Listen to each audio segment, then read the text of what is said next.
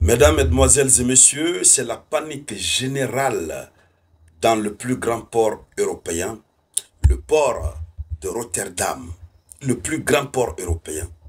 C'est la panique générale. Ce qui est en train de se passer au sein de ce port, à l'instant actuellement où je vous parle, en ce 8 juillet 2025, est très grave. Selon les médias occidentaux et d'autres médias et plusieurs rapports, même pendant les moments les plus difficiles de la guerre froide, ce port de Rotterdam n'a jamais connu une telle préparation spécifique à des opérations militaires. Il faut dire que ce n'est pas un port militaire. À la base, c'est un port commercial, le plus grand port de l'Europe. Face à la Russie, la préparation qui est en cours est inédite.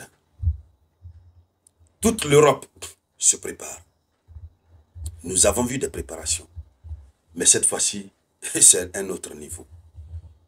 Mesdames, Mesdemoiselles et Messieurs, le port de Rotterdam, qui est le plus grand port européen, est en train de prendre des mesures inhabituelles selon les informations officielles.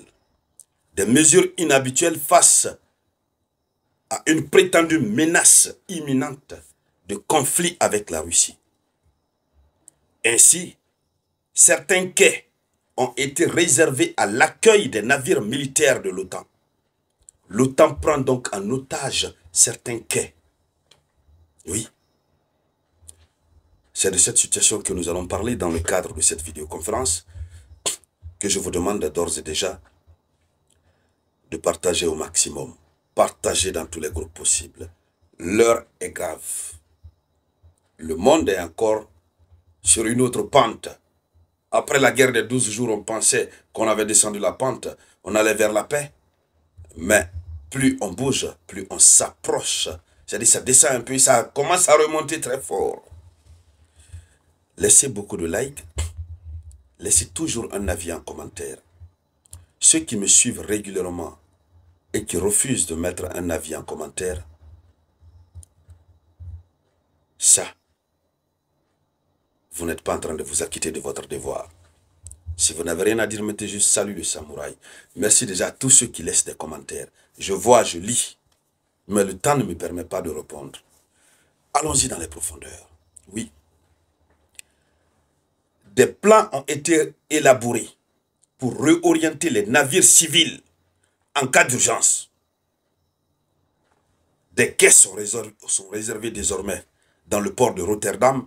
Des quais sont réservés désormais aux navires militaires de l'OTAN. Et des plans d'urgence sont élaborés pour chasser, on va le dire ainsi, réorienter des navires civils en cas de besoin d'urgence. C'est-à-dire le port doit être prêt à accueillir les navires militaires, prêts pour leur départ, sans que cela ne gêne les activités commerciales en tant que telles, même si ça va gêner. Au contraire, qu'il y ait les activités commerciales sans que ça ne gêne les activités militaires en cours, lorsque le moment viendra. Le conflit n'a pas encore démarré. Mais le plan est déjà élaboré. Ces quais sont connus. Allons-y dans les profondeurs, mesdames, mesdemoiselles et messieurs. Oui. N'oubliez toujours pas d'aller sur Telegram, d'aller sur Play Store, télécharger Moyen Express. Le directeur général du port de Rotterdam, qu'on appelle Boudewijn Siemons, cité par le quotidien britannique, a évoqué la coopération renforcée avec le port voisin d'Anvers. Donc le port de Rotterdam coopère étroitement avec le port d'Anvers. Anvers, ça c'est en Belgique. Pour accueillir d'éventuels matériels militaires venus du Royaume-Uni, des États-Unis et du Canada. Du matériel militaire devra venir donc du Royaume-Uni, des États-Unis et du Canada. Il a souligné que tous les terminaux n'étaient pas adaptés à accueillir ces cargaisons. tous les terminaux ne sont pas adaptés à accueillir ces cargaisons. Donc il faut trouver des terminaux spécifiques par rapport à ça. Selon l'information officielle, pour la première fois, le ministère néerlandais de la Défense a exigé que le port réserve régulièrement des quais pour les navires militaires opérant dans le cadre des missions de l'OTAN. Pour la première fois, la situation se complique. Donc ces bateaux accosteraient plusieurs fois par an avec des séjours prolongés de plusieurs semaines. Des manœuvres de débarquement sont également programmées. Même au plus fort de la guerre froide, le port de Rotterdam n'avait jamais été doté d'infrastructures militaires spécifiques. Voici l'information qu'on nous donne. C'est très grave. L'Europe se prépare. On ne sait pas où il trouve ces renseignements, mais la Russie fait vraiment peur. Et la menace d'une attaque russe ne fait que se confirmer, sur l'Europe ne fait que se confirmer au fil du temps. Je me demande comment les choses vont se passer à l'horizon 2029, 2030 et autres. Bon, nous sommes en géopolitique. Peut-être c'est pour faire des dissuasions. Mais à l'allure où vont les choses, au moment où Donald Trump se radicalise, le conflit russo-ukrainien risque de continuer jusqu'à la fin du mandat de Donald Trump sans que rien ne change. J'ai mon ami qui me l'avait dit. J'ai visionnaire. M. Fama Kanté. Je ne croyais pas. Mais Donald Trump a fait combien de mois au pouvoir? Rien. Au contraire, à travers cette déclaration de ce 8 juillet, c'est comme si le conflit venait nouvellement de commencer. Nouvellement, fraîchement. Alors, le directeur du port a également recommandé à l'Union européenne de créer des réserves stratégiques.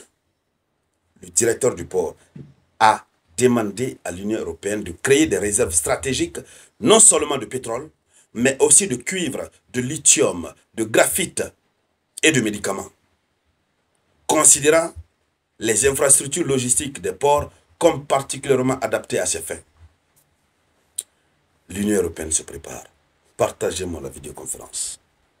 Selon l'information qui est donnée, cette préparation inhabituelle du port de Rotterdam s'inscrit dans un contexte européen plus large où l'Union européenne intensifie ses efforts face à une hypothétique menace russe.